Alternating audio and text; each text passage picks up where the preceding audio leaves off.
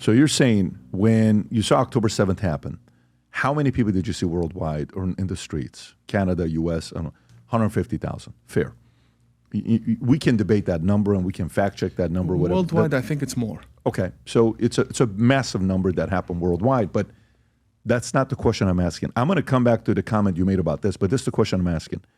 What percentage, we've seen the numbers, but according to you, this is your world. You're studying anything and every article that comes out. When I was in the insurance space for 20 years, any article that came out on the insurance space, I have to read it because it's my world. So this is your world. What percentage of Muslims around the world would be seen as extremists? Sunni, Shia, doesn't matter. What percentage would you say as extremist? I do not believe I could give you a percentage because it would need to be based on studies on this issue. And I am unaware of a study that presents it in this manner. But I can tell you this. The UAE, how about we speak on a very realistic level so I can actually answer your question in a different way. I might not be able to give you a percentage, but I want to give you an honest answer. Decisions in the Muslim world happen where? They happen in Riyadh, in Saudi Arabia, they happen in Mecca, and they happen in Abu Dhabi, the UAE. They don't happen in Tehran, and they don't happen anywhere else. This is important.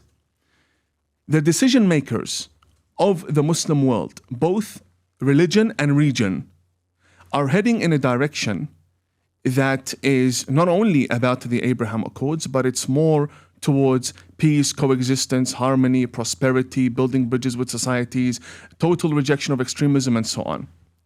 That is a massive society because it's not only about numbers. If we're talking numbers, then we have to go to Indonesia because they have the largest Muslim population per country. And they're 98%, 98%, 92%, something like. They're massive. So they don't make decisions for the Muslim world. It happens in Saudi Arabia. My message is more than welcome in Saudi Arabia. My message is more than welcome in the UAE. And the same applies to Bahrain. I'm not saying it's not welcome in Indonesia. No, it is. But there are decision makers in the Muslim world. And if the decision makers are heading in a certain direction, that should be able to answer where the religion is heading in terms of direction and mood and priorities and so on. And will also give you a clear understanding of the future of the religion if it is being led by Abu Dhabi, the Abraham Accords, the Abrahamic family house, that sort of narrative, and total rejection of the Muslim Brotherhood.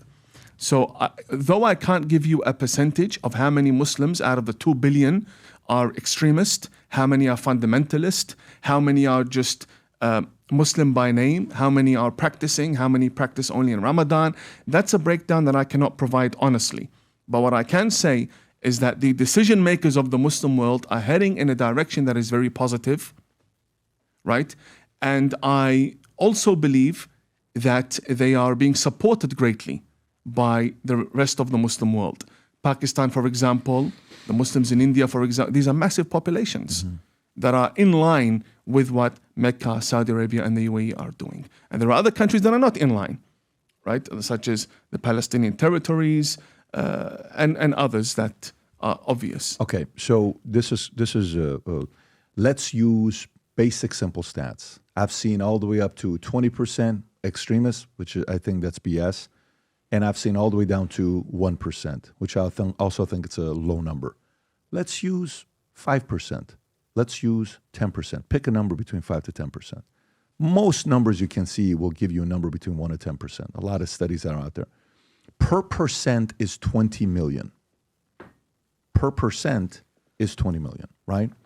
So if we go to 5%, that's roughly 100 million, give or take, right? Okay. So now imagine 100 million is a third of America. 100 million at 5% is a third of America. 100 million, when you look at Australia may be a lot of land, but it's not a lot of people, right? Canada may be a lot of land, not a lot of people. UK may be a big island, it's. So when you then break it down, that number, and they go into these different countries. So now imagine you are the leader of that country. You're the president of that country. And President Trump comes to you as an advisor. Keir Starmer comes to you as an advisor. Mark Carney comes to you as an advisor saying, Imam Tawhidi, you sound very reasonable.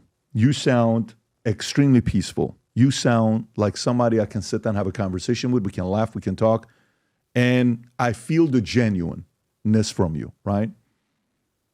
What do I do when I'm dealing with immigration when I know 100 million of this sect, this religion, Muslim, Islam, is extremists and they support the violence? A big percentage support, say you put 1 or 3% support what Houthis, Hamas, Hezbollah.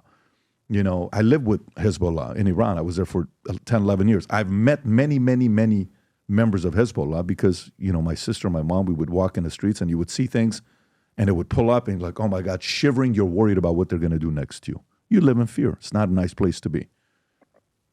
How do we filter out who we let in and who we don't? Do you use a zero tolerance policy? Don't let anybody in?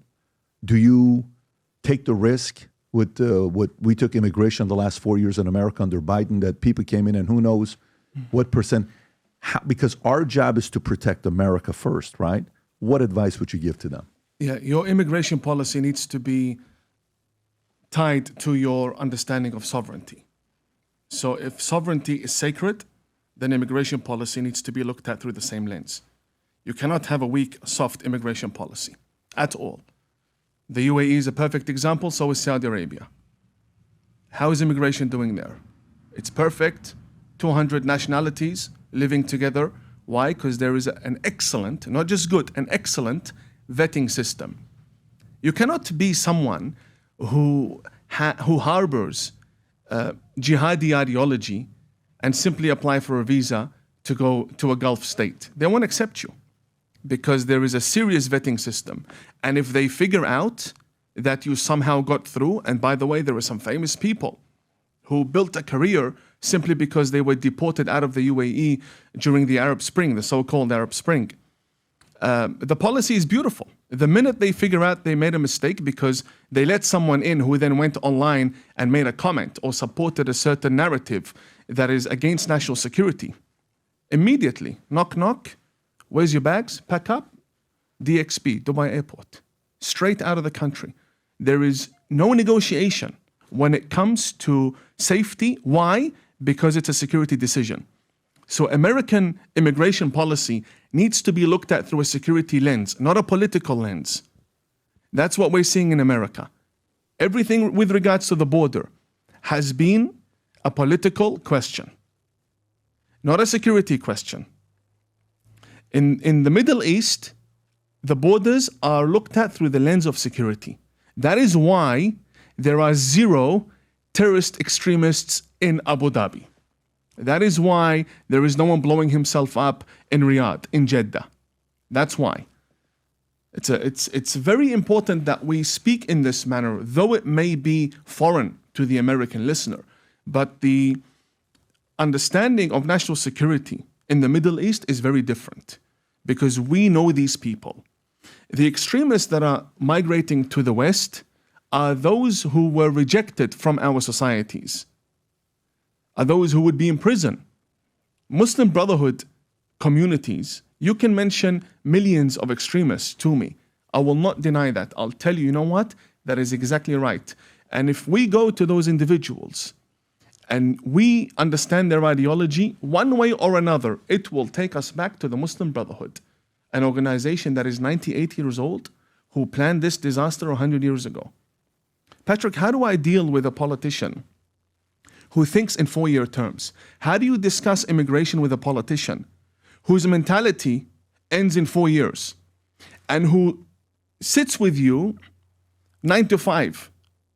So whatever you tell him, he looks through he fits you in through the 9 to 5 schedule. After 5, he's in a bar, he's out of this world. Fighting Islamist extremism is my life. I don't have a 9 to 5 schedule. I can't sit with a lawmaker who, before meeting with me, is dealing with, I don't know, something with the economy. And then he wants to deal with LGBTQ, with all due respect, issues. It's not about listening to us. It's about listening, following up, and acting upon it, which is why I have a policy between me and myself. If I sit with a lawmaker and I give him advice and he doesn't listen and something goes wrong, I will never speak to them again. There are no second chances. Because this community we understand. We lived with them. We ran away from them. We can identify them without having to study about it. We know these people. When we say they're a threat on many levels. And not just on many levels, not just because they reject America. No. The whole idea of immigration needs to be revisited simply because not all immigrants are equal. Not all immigrants are equal. And I dare mention someone like Ilhan Omar. I would not see her as a legitimate immigrant to America. I simply don't.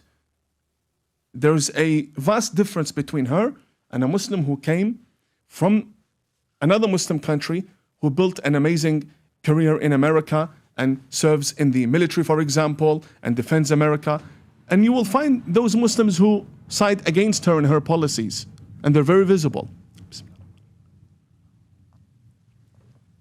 What would happen if she went to UAE or Saudi? What would they do with her?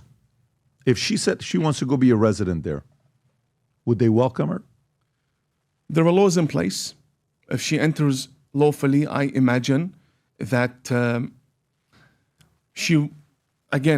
not the decision maker here on immigration, but I imagine those who follow the law will be treated by the law equally. But I doubt for a single second Muslim Brotherhood narrative will be accepted. For a single second. I doubt, a like of a post by care could get you deported. There is absolutely zero tolerance to extremism. Absolutely, in the UAE. And when I say absolutely, I mean from top down. The youngest UAE citizen will not accept extremism. It's that serious. And look, if you're looking for freedom of expression, you'll find it. But freedom of expression does not mean I get to say I want you beheaded. That's not a view that is considered respectful or an ideology that has a place or should have a place within society. The extremists in America openly say, we are here to bring down democracy. That's exactly what they say. We are here to establish a global caliphate. We want Sharia law.